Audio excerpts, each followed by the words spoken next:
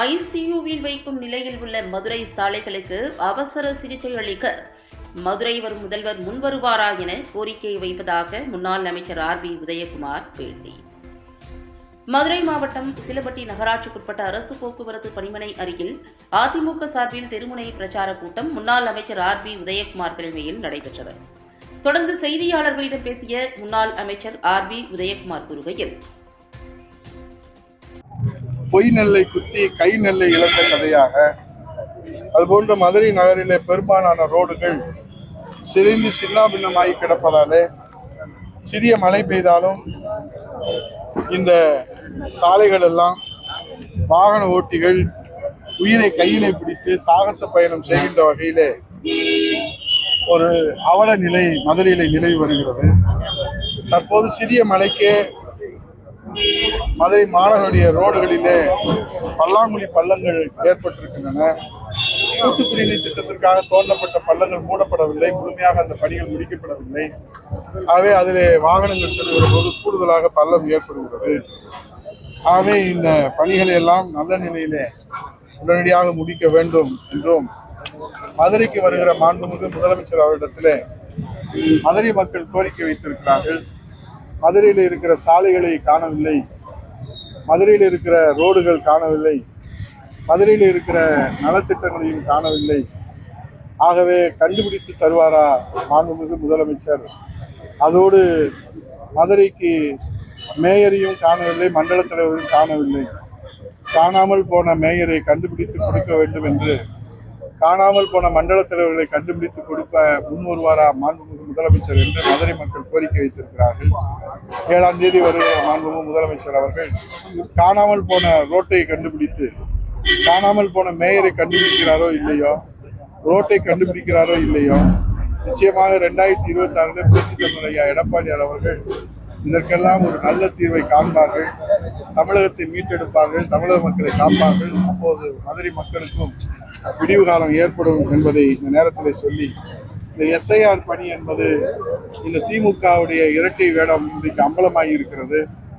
நாடு முழுவதும் எஸ்ஐஆரை எதிர்க்கிறோம் என்று போர்க்குரல் எழுப்பினார்கள். உச்ச நீதிமன்றம் வரை சென்று வழக்கு கொடுத்தார்கள்.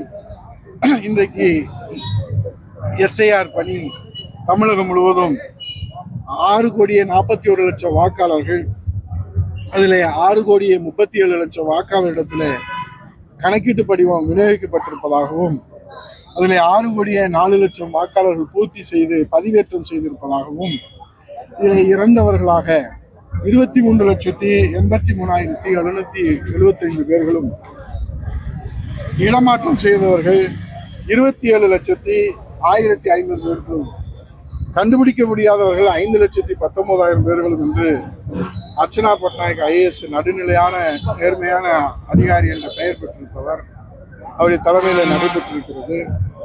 ஆகவே எஸ்ஐஆர் பணி தமிழகத்திலே துவங்கியது முதல் ஆளாக களத்திலே குதித்தது திமுக தான்.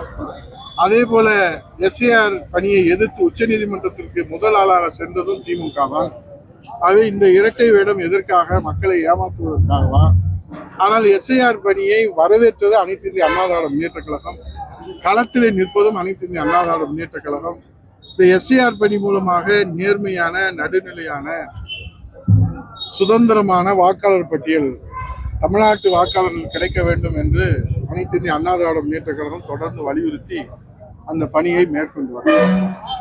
ஆகவே மதுரைக்கு வருகிற முதலமைச்சர் அவருக்கு நேரம் இருந்தால், அவருக்கு மனம் இருந்தால், ஒரு மணி நேரம் ஒதுக்கி மதுரை மாவட்ட 10 தொகுதிகளிலே சாலைகள் பணி எப்படி இருக்கிறது, சாலைகளுடைய நிலவரம் எப்படி இருக்கிறது, மதுரையினுடைய சாலைகள் ஐசியூவில் வைக்கக்கூடிய நிலைமையில் இருப்பதை அவர் உடனடி அவசர சிகிச்சை கொடுப்பதற்கு முன் வருவாரா என்று மதுரை மக்களின் சார்பாக இங்கே இருக்கக்கூடிய முன்னாள் சட்டமன்ற உறுப்பினர்கள், மரியாதைக்குரிய கழகத்தின் அமைப்பு செயலாளர் அண்ணன் மகேந்திரன் அவர்கள், மரியாதைக்குரிய மூத்தவர் அண்ணன் அவசி அவர்கள், மரியாதைக்குரிய AKT ராஜா அவர்கள், மரியாதைக்குரிய மாணிக்கம் அவர்கள், தமிழரசன் அவர்கள், SS சரவணன் அவர்கள் உள்ளிட்ட மாவட்ட கழகத்துடைய அவைத்தலைவர் மூசிச முருகன் அவர்கள் உள்ளிட்ட அனைத்து நகர கழகத்தின் செயலாளர் அருமையப்பா பூமாராஜா உள்ளிட்ட மாநில நிர்வாகிகள், துறை தன்ராஜ், வெற்றிவேல் உள்ளிட்ட பொறுப்பாளர்களோடு இந்த கோரிக்கையை அவர் முன்வைக்கிறார்.